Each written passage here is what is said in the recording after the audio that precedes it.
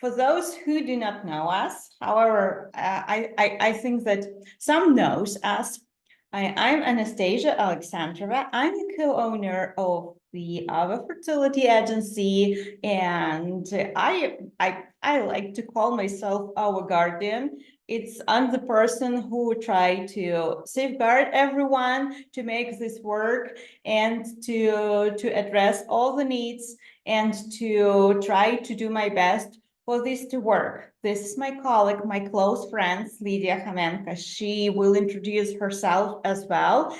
We are 11 years in surrogacy and 11 years together. In surrogacy, we helped more than 700 happy parents, and we spoke on different events, international, national, open days, a lot of different events. And the thing that brought us here is our personal complex infertility journeys. So we share your pain, and we understand what you feel.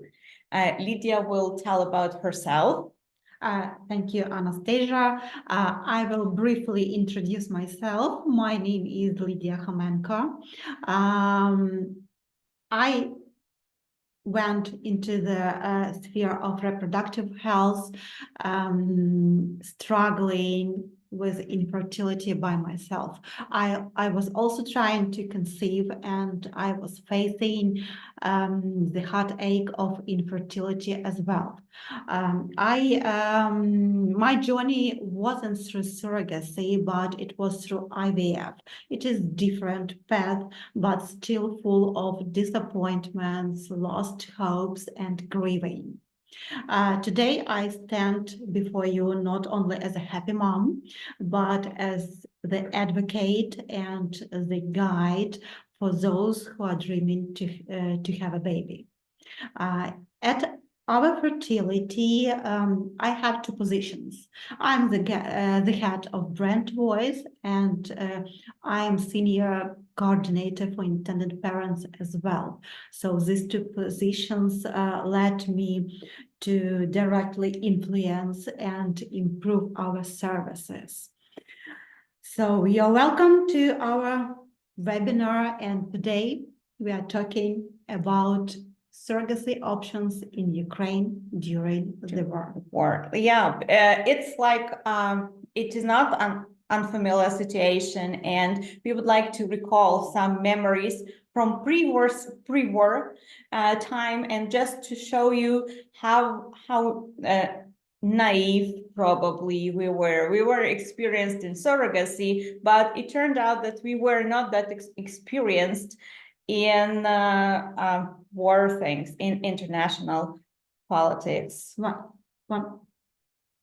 One second, I will add, before you will see the next slide, I will tell you a bit about the next video you will see. So I took it, it was recorded 2 years ago, before the war started. So we were so self-confident. A few months ago, before the war. Before the war, yeah. We didn't believe that the war could come into our lives. We were very naive. And we got dozens of messages from our intended parents who worried about their programs, who worried about their surrogates.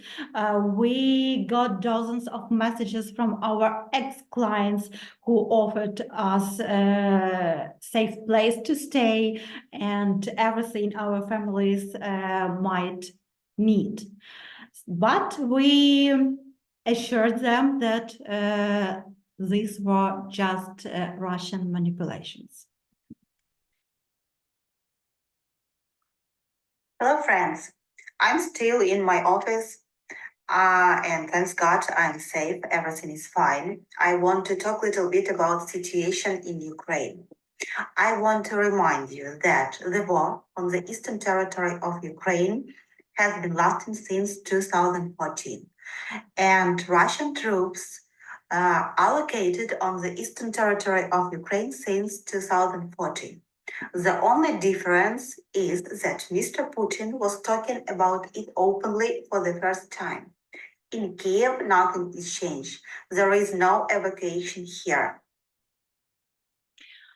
Now it sounds a little bit stupid.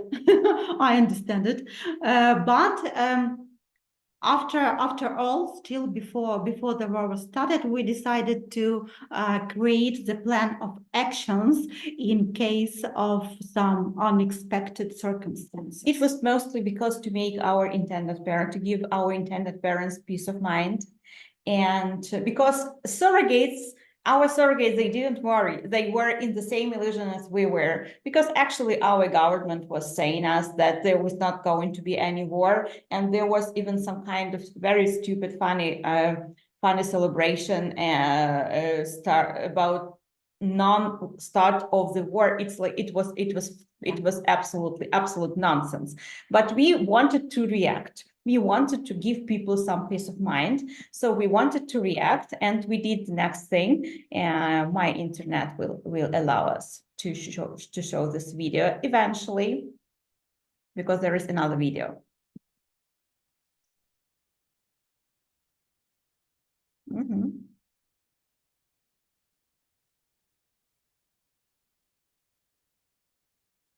Hello, friends. I know that many of you are concerned about the situation between Ukraine and Russia.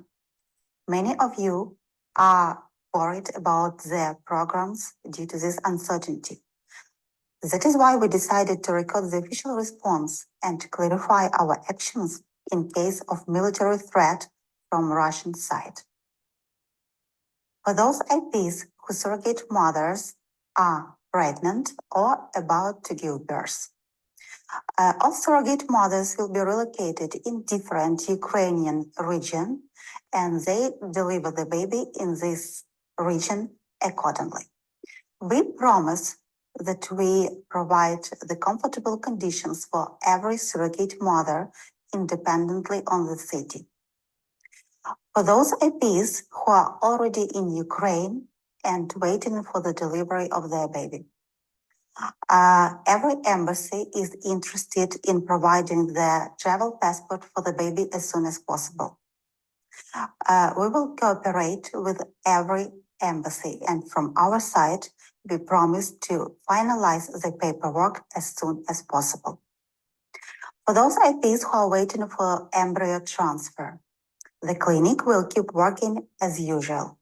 We will be in touch with you all the time. We will discuss all the conditions. And if you're okay to continue the program, we will proceed with the embryo transfer. To finalize, dear friends, I do believe that this video is for informational purpose only. I do believe that it won't be any military entrance in Ukraine. Stay safe and positive. And we stayed safe and positive. We kept working. And reality seems to be different. Yeah, we had our perfect plan. We made a lot of arrangements, and all surrogates had to be relocated. We had to find accommodation, transportations, to find the doctors to monitor the pregnancy, and so on. We found and we did all these arrangements, and we kept working. And implemented like our plan. However, the 24th of February came, and it was very unexpected. It was 5 a.m. in the morning, and it didn't work the way it was supposed to work. Yes, it was the time to implement our perfect plan, but it appeared to be not so perfect as we wished, because all our arrangements were cancelled. It was impossible to find any accommodation.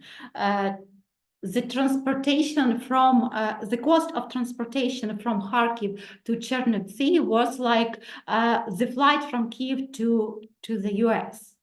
It was extremely expensive.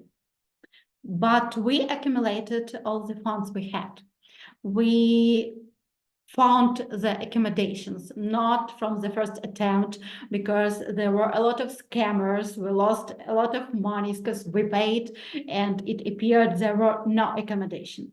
But finally we found the transportation, and it appeared that we need to relocate not only our surrogates, but also her kids, ex-husband, the godfather of the kids, the grandparents, and huge dog. And all of them had to fit in one car because they were very scared. And surrogate, she was scared to go by bus. She was scared to go by train. So yes, we paid a lot of money to transport them from Kharkiv. It is one actually case from Kharkiv to Chernovtsi. With other surrogates, it was a little bit easier. And at that moment, we were happy. Like before, if you remember that before the war, there was 2 years of COVID. And we were at that time, we were not that happy because the number of intended parents coming to Ukraine to have the program decreased. But at that moment, we understood that it was actually our blessing from one side, because we didn't have to deal with 30 pregnant women as it used to be before COVID, but we had to deal with several pregnant women, and it was easier because eventually we found apartments, eventually we relocated everyone, we agreed with the clinics, and the pregnancy monitoring was as scheduled. The delivery was well and as scheduled. There were minor problems with notaries because in smaller towns the notary was afraid, because for them surrogacy is allowed since 2004, but for in these smaller towns they didn't know it was something close to human trafficking to them. Anyway, we did all that, and it worked.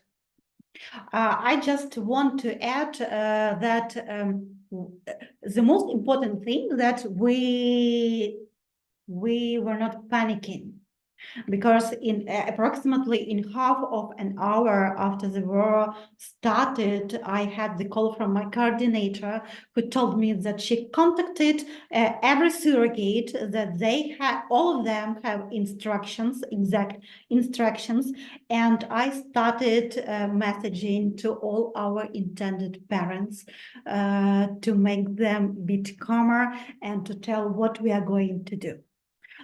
So the remaining part of the plan appeared to be really great. We kept working, newborns kept arriving, and officials kept registering. And we have finally, I asked my ex-clients, friends, our already parents who came this journey with us, to share their experience. So the next audio with the photos are real. They share their experience with us during this wartime. There will be 2 stories. One of them from our US couple, another one from the Australian couple, and you will also hear another name, Yarina, and or Yarna, because for some parents this name sounds very foreign. So she is our program coordinator, but currently she's on the maternity leave. She will come back when she is ready. So I think that it would be helpful. Surrogacy is a very delicate topic to share. And we asked them to share their experience, because we feel that it is very important for you to hear from them, not from us, because they were in all this and they were experienced being intended parents. We cannot be intended parents, but they share their stories. Hi, Lida. Yeah, I'd be glad to share a few words about our journey. So When Lida met us, my wife and I had undergone a very traumatizing period of our lives.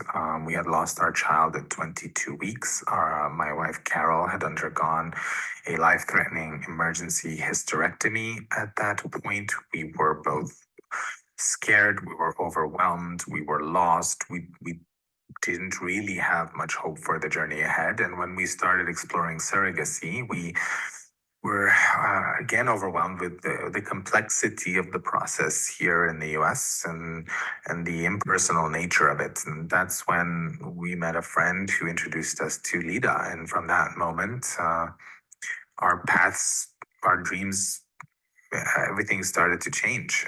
So Lida, from the first moment, she listened to us with empathy. She took the time to truly understand our situation, and while she couldn't promise an outcome, she promised to do everything in her power to make our dreams come true, and she did. She answered every question I had day and night. And where she didn't, she would work with the medical team to find the answers. And even if it was something I didn't want to hear, she was very open and honest with us, and at the same time supportive. She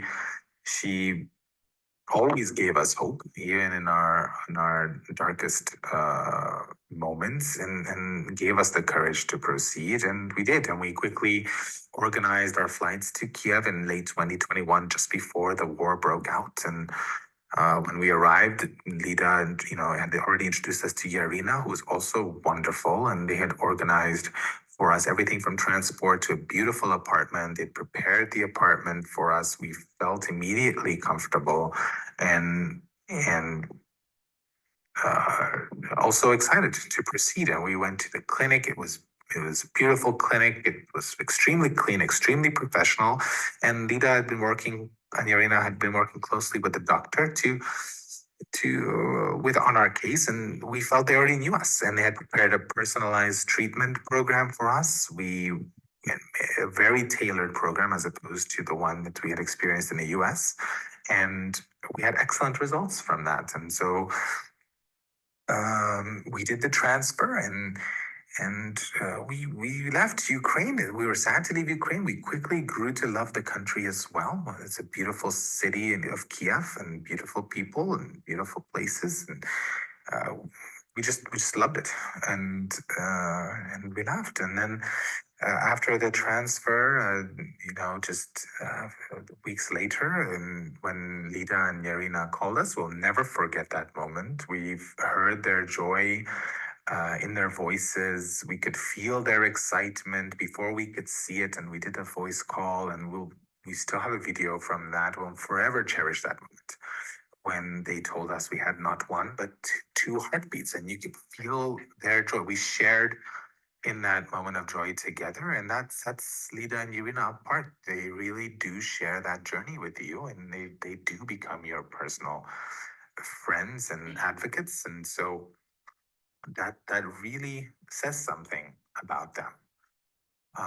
Sadly, devastatingly, later that day, the war broke out in Ukraine. That same day, that evening, and obviously we were very worried for not only our now conceived child, but also for Lida and Yarina personally. And so, of course, we were worried, but they were also worried about us, which says again something about them. And throughout the next 9 months, as the situation evolved, they stayed in constant contact with us, and as time wore on, it didn't become a question for us. We never thought about our own safety. We were always thinking about them as they were for us, and they organized everything for our return trip. And as soon as we arrived back in Ukraine, we felt almost like home. Lida and Yarina organized everything again. We'd organized the beautiful apartment, and the Ukrainian people,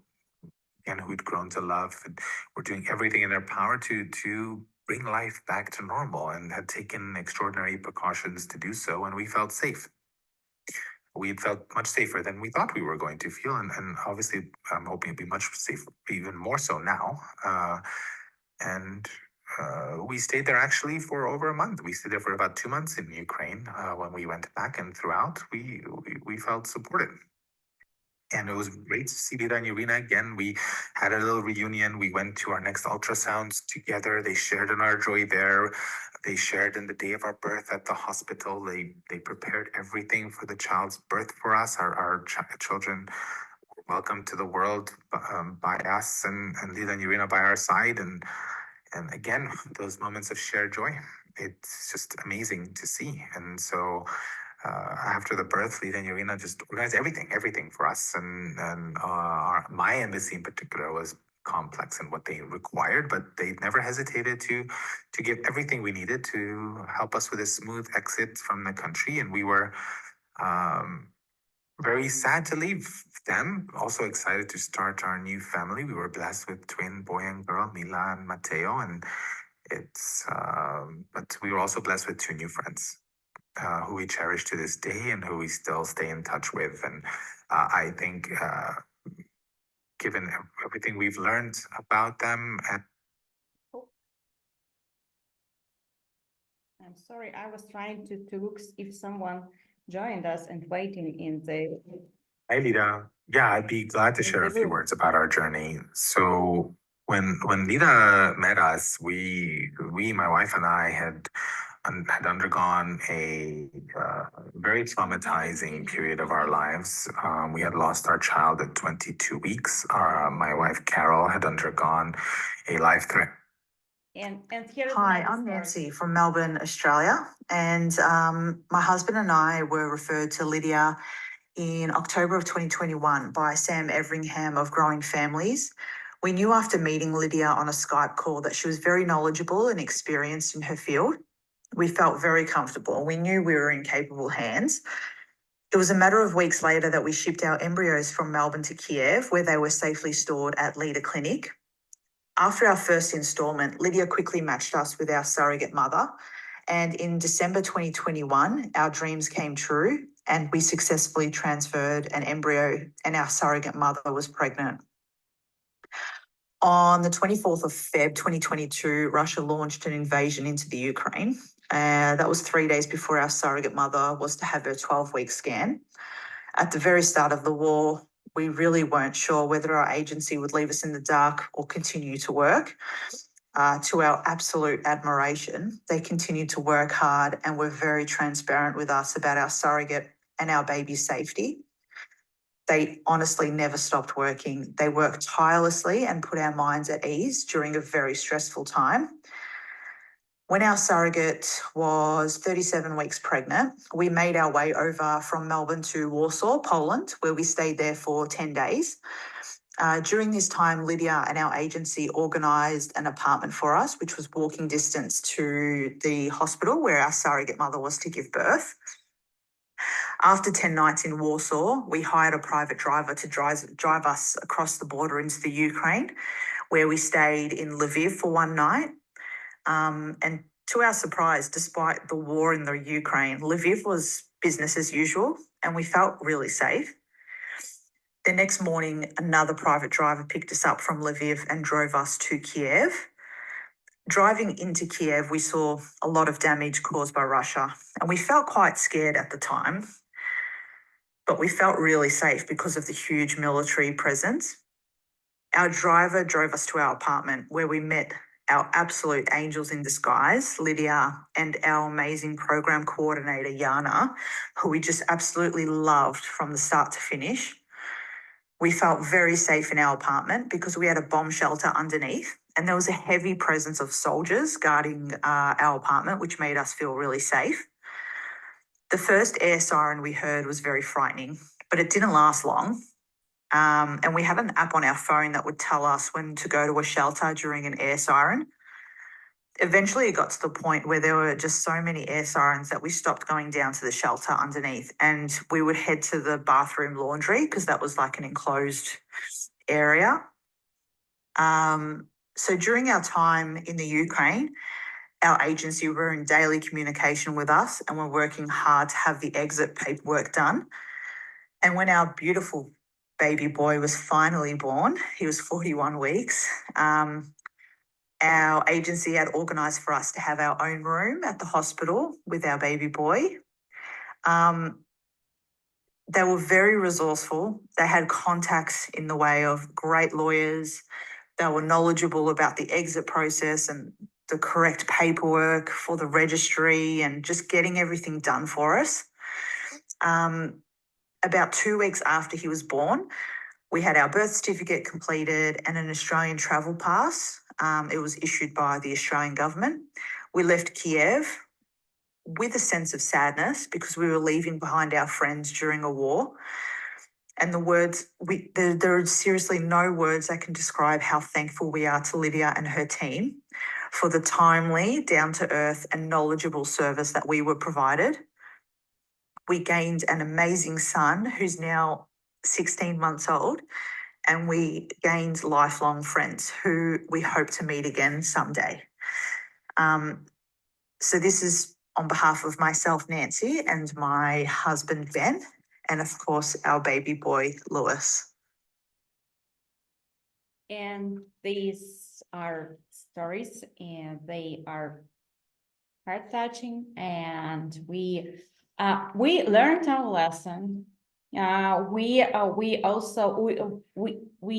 didn't do it perfectly, but we humans. So we have more efficient procedures in place for all unforeseen circumstances, and we do not rest assured that we are safe, no matter how safe we feel, because we got used to this constant danger. We are alert. We are alert because we understand that it's not only our life is at stake, we're responsible for many lives. So let's come closer to the practical part of our programs, how we made it better. We added 2 more clinics to our partnership network. So for initial consultation, you do not have to go in like all the way to Kyiv. You just can come to either in Lviv. This is the city that is closer to Polish border, or to Uzhhorod. This is the smaller city that is closer to Slovenia, Slovakia. And or we can just meet you there and bring to Kyiv if you wish. However, we can meet you there for initial consultation as well, or for sperm deposit. Also, we have our Cyprus programs, Cyprus Ukrainian programs. So we embryos can be created in our partner clinic in Cyprus, and then they will be shipped over here to be transferred to our Ukrainian surrogate mother. And the price for shipping is included in the program. This is 43,500. It's when we're talking about surrogacy using own eggs. 45,500. It's when we talk about surrogacy using donor eggs. The peculiarity of Cyprus program is that the egg donation there is anonymous totally, and they cannot show pictures. They cannot show pictures, just basic information, the age, the origin, the blood group. In Ukraine, the egg donation is also anonymous. We cannot provide the name and the address, but we can show pictures. We can share some information about interests, about hobbies, about her job, about her like what she's fond of, about her kids.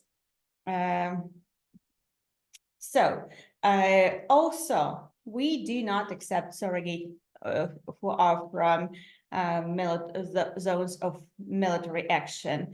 There are numerous reasons for this. First of all, we think that it's exploitation of these women's vulnerability. We do not want it. It doesn't align with our values. Also, there is high chance that these ladies are already traumatized. So we cannot say how they will act being pregnant or giving birth. We do not want to increase the chance of unpredictable behavior. And also there is like very basic risk of regular dangerous trips, because even if these women moved from these dangerous territories, they still have relatives there or older parents that didn't want to move, because what we see here that the older generation, they stay in this zone of military actions because they just it's their homeland. I just want to add one thing, what we improved. Now we have the psychological help for our surrogates. We have psychologists, and if surrogate mother feels stressful, she can contact with a psychologist, and she can have sessions to reduce her stress. Yes, absolutely. And also, how was it before? How our surrogates? When pregnancy comes closer to time to give birth, like to 26, potentially after 26, birth can happen. So relocate our surrogates closer to the maternity house to Kyiv. How it was before?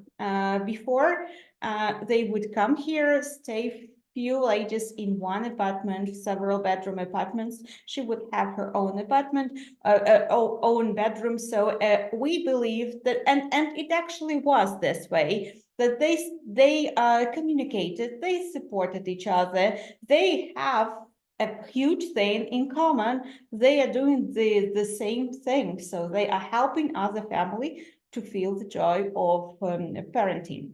And we just compensated for babysitter. Her kids were at home with either her dads, or if a surrogate was not married, so babysitter and her grandparents.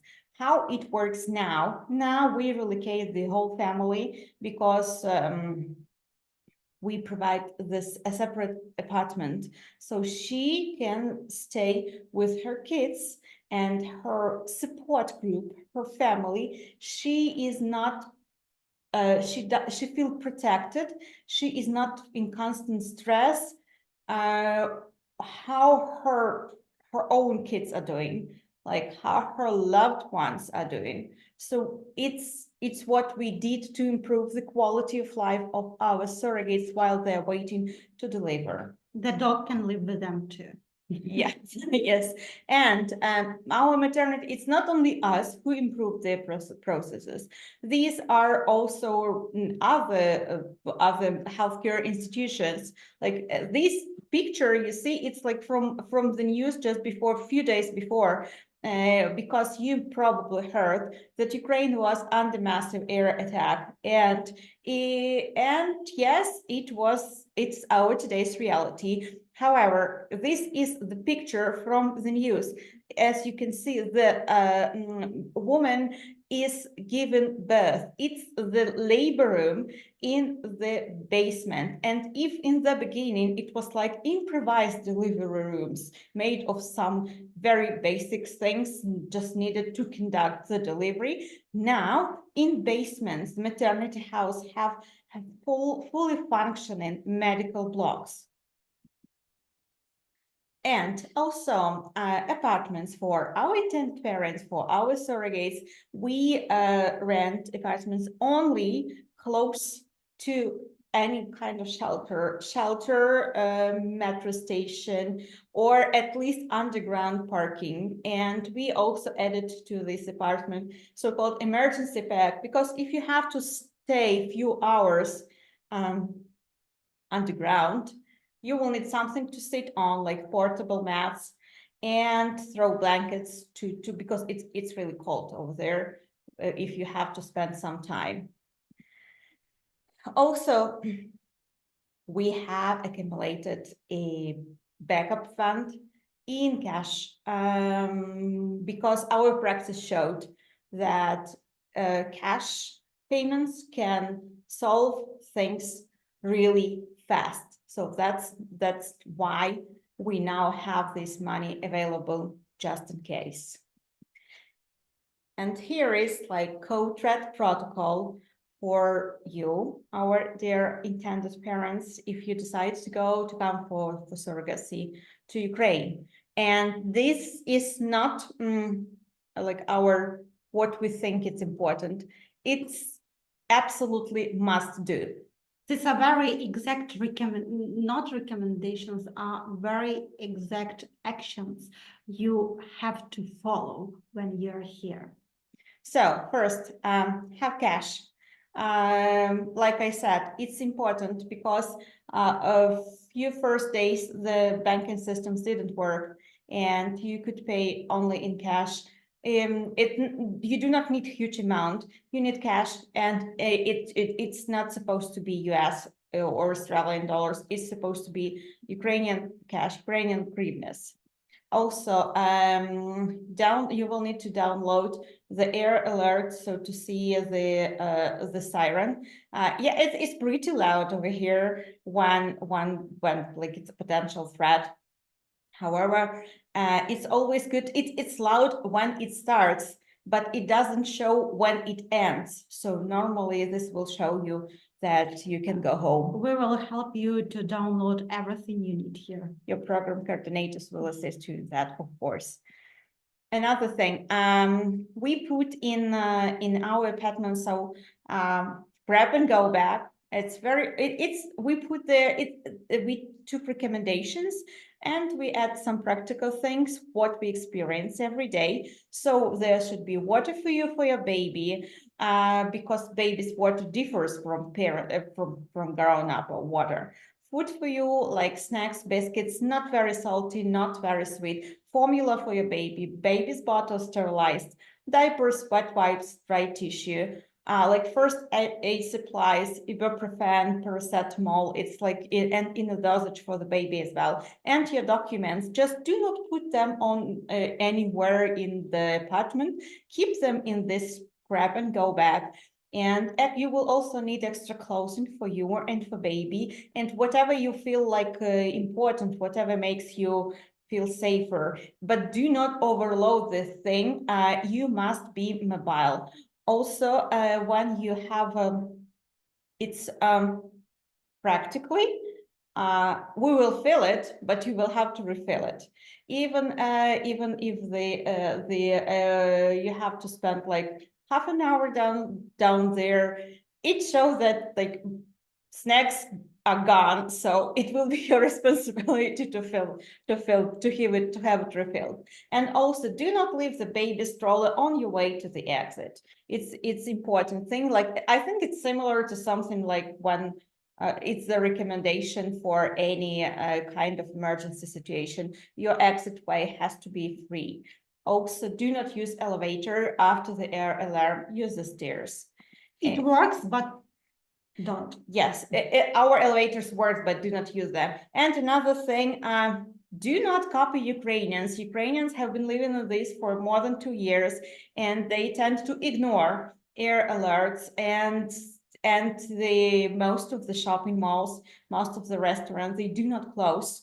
So but do not do this. Just leave. You have about 15 minutes to leave. And you're responsible not only for yourself, but for your baby as well. Yes, correct. Absolutely. And do not panic. Our air defense, they will knock them down because they know what to do. It's like they are absolute professional. We trust in them. We know that everything will be okay. Another thing to make this option, this journey safer, send the sperm, avoid the first visit, come to one of our Western clinics to it's more theoretically it's more safe over there, and you can deposit the sperm or talk to the doctors over there or come for initial consultation. Or you can just use our Cyprus-Ukrainian hybrid program to create embryos in Cyprus. And another very important thing, the last but not the least, when you come to pick up the baby, come fully prepared with documents, because if there is a mistake in your documents, you will have to go back to correct it and then to come here again. It makes your stay longer than it's necessary. But you will send all these documents beforehand to me, and I will recheck it 100 times. So Yeah, it's not like we will give you the list of the documents and you will just try to guess what to do with them. No, of course, we will give you recommendations, what can be done, when can be done, how this can be done. And it's time for your questions. I will stop sharing our presentation now.